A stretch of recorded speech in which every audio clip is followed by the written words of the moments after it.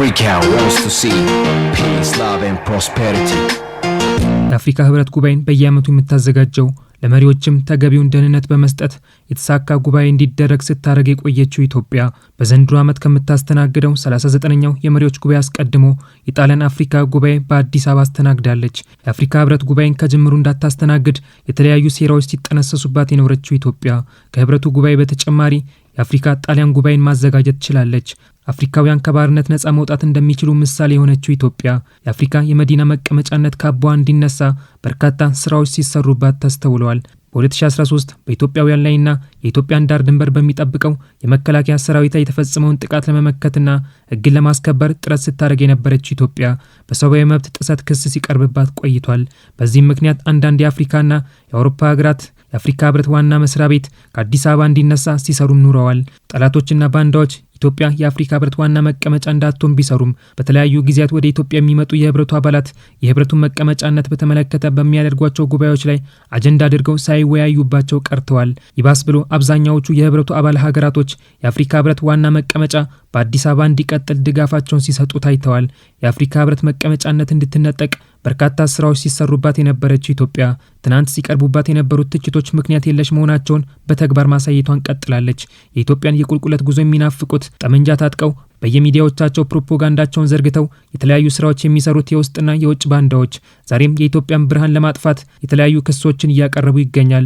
ለአፍሪካም ብሎም ለዓለም ሀገራት ለውጧን በተግባር እያስመለከተች የምትገኘው ኢትዮጵያ በዛሬው ዕለት ያስተናገዳችው የአፍሪካ የጣሊያን ጉባኤና በነገው ዕለት የሚጀምረው 39ኛው የአፍሪካ ህብረት የመሪዎች ጉባኤ በአዲስ አበባ እንዲካሄድ መወሰኑ ሀገሪቱ አፍሪካን ከተቀረው ዓለም ጋር ለማስተሳሰር በመርህ ደረጃ እየሰራች ያለውን ስራ በተግባር የሚያሳይ ያደርጎታል።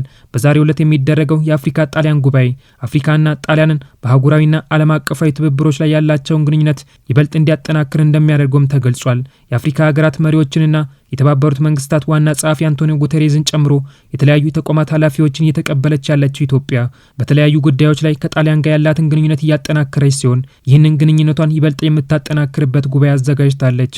አፍሪካን የተሻለ ለማድረግ የተለያዩ ስራዎችን ሲሰራ የቆየውን የጣሊያናውን ኤንሪኮ ማቴን እቅድ ወደ ተግባር ማምጣት የፈለገችው ጣሊያን በጠቅላይ ሚኒስትር ጆርጂያ ሜሎኒ አማካኝነት የጣሊያን አፍሪካ ግንኙነትን በ2016 ማስጀመሯ ይታወሳል።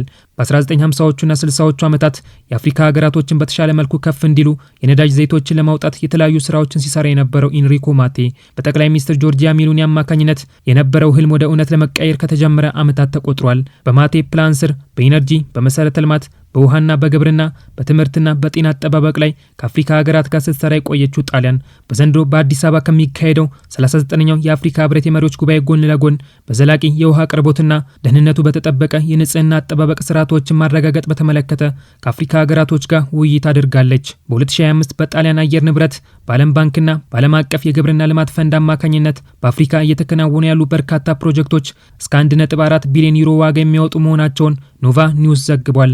ጠቅላይ ሚኒስትር ጆርጂያ ሜሎኒን ከሌሎች የአፍሪካ ሀገራት በበለጠ ወደ አዲስ አበባ በተደጋጋሚ ጊዜ እንዲመጡ ያደረገችው ኢትዮጵያ በምስራቅ አፍሪካ ቀንድ ያላትን የበላይነት ያሳየ ሆኗል።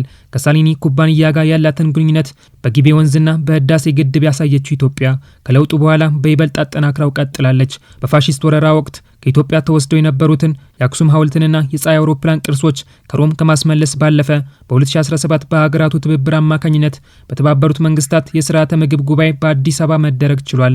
በእነዚህና በሌሎች ጉዳዮች ላይ ከጣሊያን ጋር ያላትን ግንኙነት ያጠናከረችው ለመጀመሪያ ጊዜም የአፍሪካ ጣሊያን ጉባኤ በአፍሪካ ምድር እንዲደረግ ያደረገችው ኢትዮጵያ ለምን የአፍሪካ ሀገራት ዋና መቀመጫ እንደሆነች አስመልክታለች።